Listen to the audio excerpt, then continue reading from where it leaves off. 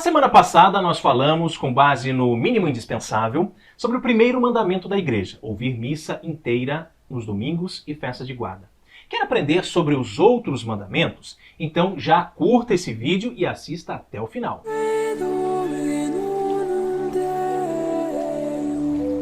Vinde a Deus em meu auxílio, socorrei-me sem demora. No vídeo passado, nós vimos que a missa é a mais perfeita oração que a igreja faz ao Pai por meio do Filho na unidade do Espírito Santo. E nós devemos santificar o domingo, o dia em que se comemora a ressurreição do Senhor, com muita alegria e amor, e não por obrigação. E hoje nós vamos falar sobre o segundo mandamento da igreja, que é confessar-se ao menos uma vez ao ano. Antes de mais nada, vamos relembrar rapidamente quais são os 5 mandamentos da igreja. Assim a gente relembra todo o vídeo e você vai decorar, hein? Primeiro, ouvir missa inteira nos domingos e festas de guarda. Segundo, confessar-se ao menos uma vez cada ano. Terceiro, comungar ao menos pela Páscoa da Ressurreição. Quarto, jejuar e abster-se de carne quando manda a Santa Madre Igreja. E quinto, pagar dízimos segundo o costume. Muito bem! E no segundo mandamento da igreja, confessar-se ao menos uma vez a cada ano, a igreja então assegura a preparação para a Eucaristia pela recepção do sacramento da reconciliação, que continua, a obra de conversão e perdão que nós recebemos no batismo. É claro que é muito pouco, se confessar uma vez ao ano, porque a Eucaristia, ela precisa ser recebida por corações dispostos à reconciliação, à vivência e experiência da conversão, sempre autenticada pelo sacramento da confissão. É verdade, nós precisamos nos confessar, gente? Quando nos questionamos por que precisamos nos confessar, a resposta é óbvia, porque somos pecadores. Ou seja, porque pensamos e agimos de modo contrário ao Santo Evangelho. Todos nós temos pecados. E no sacramento da reconciliação, Deus perdoa sempre os filhos que confessam suas misérias e clamam a sua misericórdia. O sacramento da reconciliação, da penitência ou confissão, é o lugar em que o pecador experimenta de maneira singular um encontro com Jesus Cristo. É o próprio Cristo, que está ali, que se compadece de nós e nos dá o dom do seu perdão misericordioso. Ele nos faz sentir que o amor é mais forte do que o pecado cometido. Nos liberta de tudo o que nos impede de permanecermos no seu amor e nos devolve a alegria e o entusiasmo de anunciar Cristo aos demais, de coração sempre aberto e generoso. Para confessar-se, é necessário começar escutando a voz de Deus e prosseguir com o exame de consciência, o arrependimento, a confissão dos pecados ao sacerdote católico, o propósito de satisfação, a invocação da misericórdia divina ministrada mediante a absolvição e o louvor pelo perdão recebido.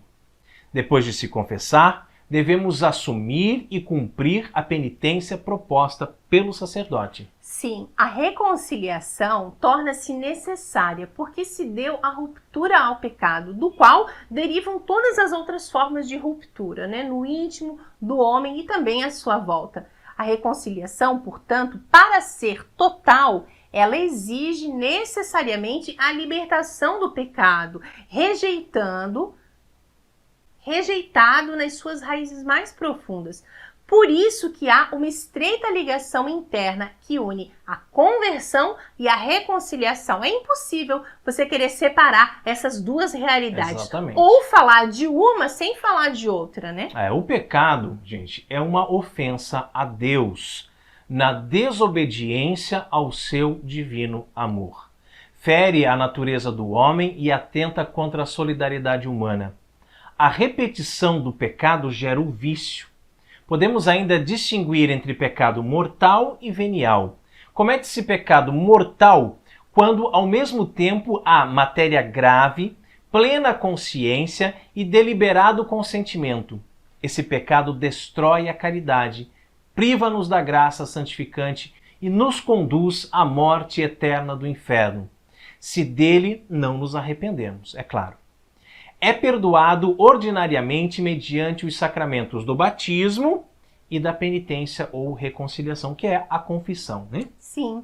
E Cristo confiou o ministério da reconciliação aos seus apóstolos, aos bispos, seus sucessores, e também aos presbíteros, os padres, né, que são os colaboradores dos bispos, os quais, portanto, se convertem em instrumentos da misericórdia e da justiça de Deus.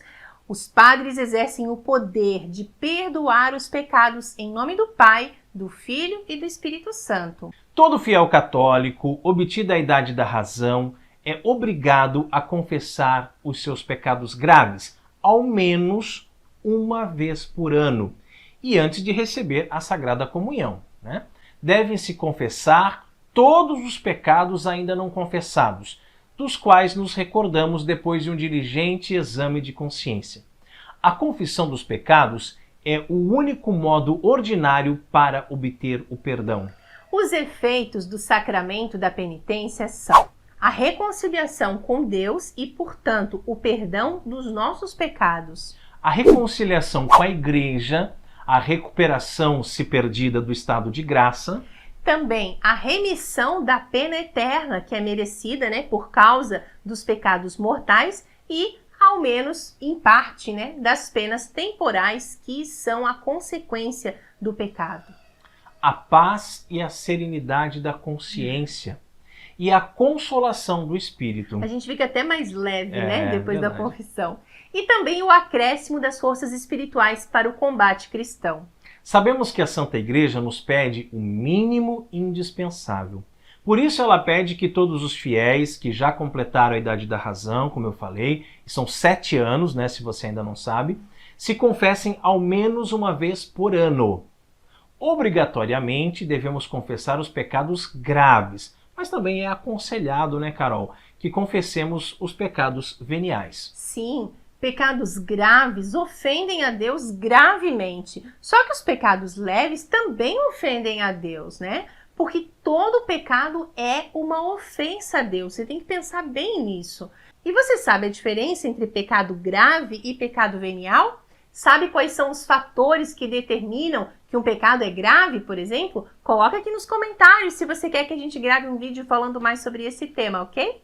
A gente já deu uma pincelada agora há pouco, né? Mas se você quer que a gente esclareça um pouco mais, coloca aqui nos comentários. Quem está em pecado grave não pode comungar. Por exemplo, um casal que não é casado na igreja, mas mora junto, tem vida sexual ativa, não pode comungar. Mas também não pode nem confessar. Também não pode, né? isso que eu ia falar. Enquanto não tomar uma decisão firme de mudar de vida. Ou casa na igreja, ou separa de vez, entendeu?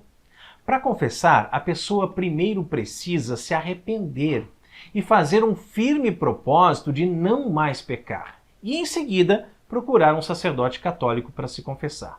Por isso, repetimos aqui que confessar-se uma vez por ano é pouco. Muito pouco. Precisamos confessar sempre que pecamos, pois do contrário estamos vivendo em inimizade com Deus e estamos excluídos da Santa Eucaristia por vontade própria. Que é pior, né?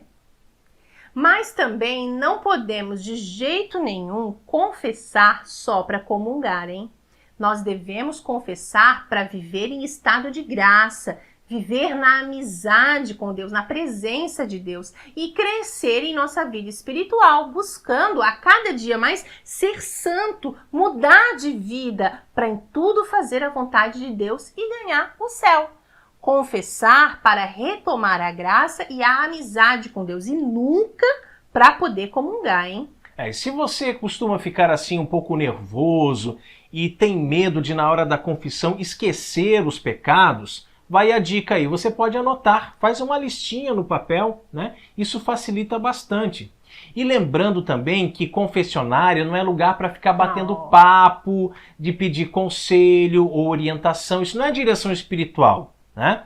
Você diz ao padre quando foi a última vez que você confessou, conta os pecados e os agravantes, mas não precisa descrever a cena, contar detalhes sórdidos da história, né? Muito menos ficar tentando se justificar. Eu fiz isso por causa daquilo. Não.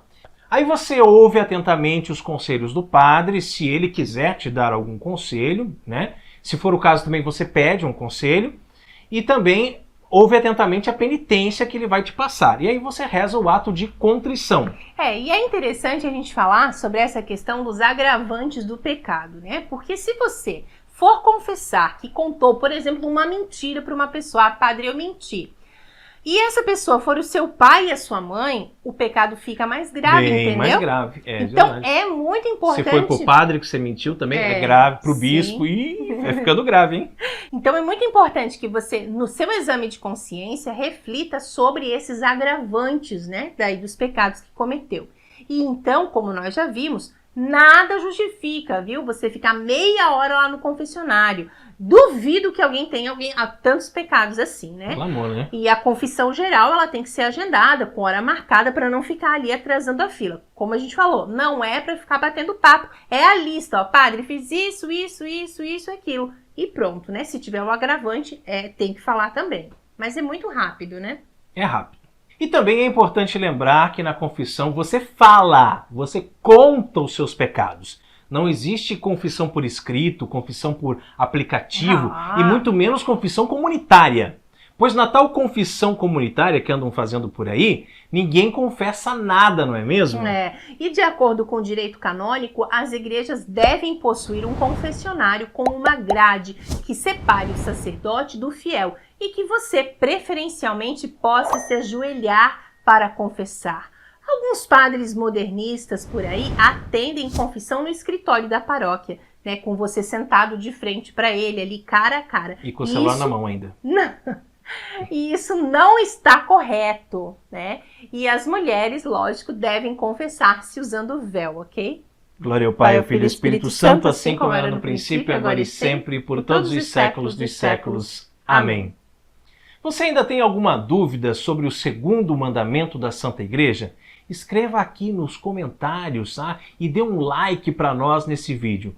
Nos próximos vídeos, a partir da semana que vem, né, nós vamos falar sobre os outros 3 mandamentos, tá? O primeiro vídeo foi o primeiro mandamento, esse o segundo, nos próximos nós vamos continuar, tá? Se você quiser já mandar aqui nos comentários as suas perguntas sobre os mandamentos, as suas dúvidas, nós vamos procurar responder nos próximos vídeos, certo? E compartilhe esse vídeo com seus amigos, sua família, né? Com aquela pessoa que você sabe que não conhece muito bem os mandamentos da igreja.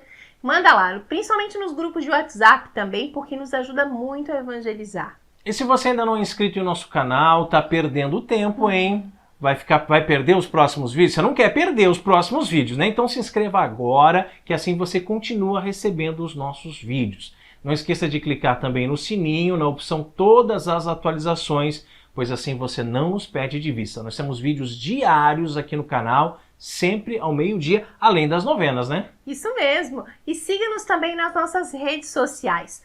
Todos os links vão estar aqui embaixo na descrição desse vídeo. Que Deus abençoe. Salve Maria!